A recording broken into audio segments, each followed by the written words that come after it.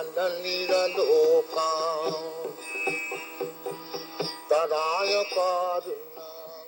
1965, His Divine Grace, A.C. Bhaktivedanta Swami Prabhupada, a Vedic scholar and holy man in the renounced Order of Life, left India for America to transform a bold vision into a historical reality of global dimension. To fulfill the desire of generations of Indian saints who wished to see India's timeless spiritual culture benefit the entire world, Srila Prabhupada left India and sailed to the United States. When he arrived by freighter, he was practically penniless, but after nearly a year of struggle, he established the International Society for Krishna Consciousness in July of 1966. In the years that followed, the society grew rapidly, and Hare Krishna became familiar to millions of people. Srila Prabhupada became the focal point for the public's interest in the Hare Krishna movement, but he was never too busy to carefully answer any question. And, with each and every encounter, he would open the doors to the ancient philosophical and spiritual knowledge of India. An acharya is one who teaches by example.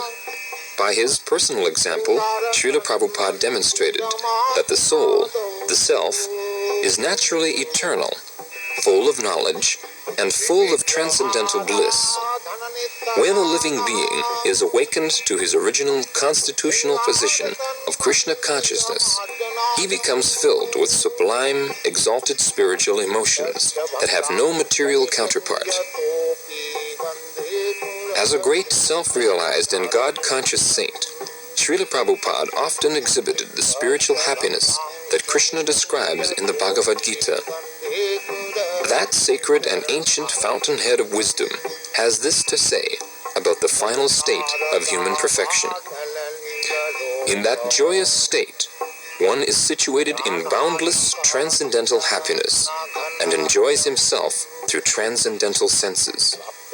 Established thus, one never departs from the truth, and upon gaining this, he knows there is no greater gain. Welcome. Thank you. You founded the Hare Krishna movement some 7 years ago in 1967, did you not? Yes. In a capsule, what is the movement? The movement is to awaken God consciousness of the human being. The human being is distinguished from the animals, that the animals cannot understand what is God. Mm-hmm.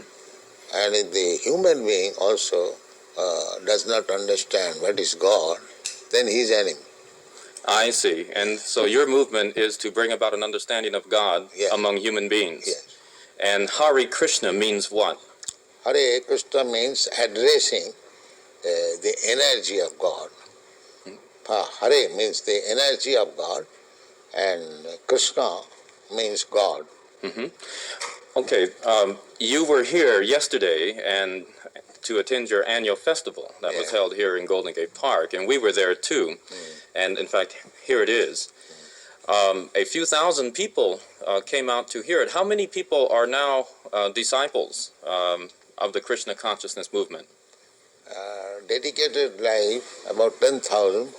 About 10,000 dedicated in ones. the Western world. Mm-hmm. Your Grace, is there any significance at all in the shaved head? Why are heads shaved? We keep ourselves very clean, that's all. Oh, it's just a cleanliness thing? Yes.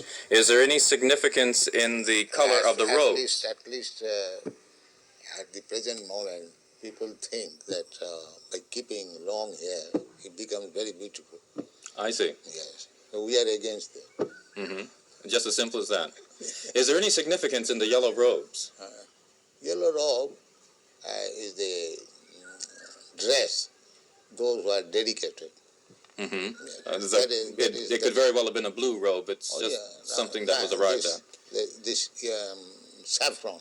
Mm-hmm. Mm-hmm. Your Grace, why do you feel that so many people are pulling away from the traditional religions in this country, such as Christianity and so forth, and going for the trying to understand the Eastern religions, we hear a lot of swamis and gurus and other type of yogi and so forth. Why do you feel that people are pulling away from the traditional Christian standards here?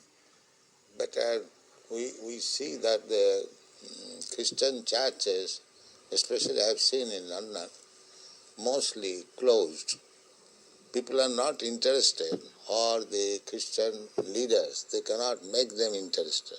Why? Did Christianity fail the people, which is why they're turning to other things? Or? I think so. You say that Hare Krishna consciousness pretty much takes the absolute truths from the Bible, the Quran, the Torah, and the Vedic. Yeah, everywhere. Everywhere. Religion means to understand God. I understand, but do you feel that in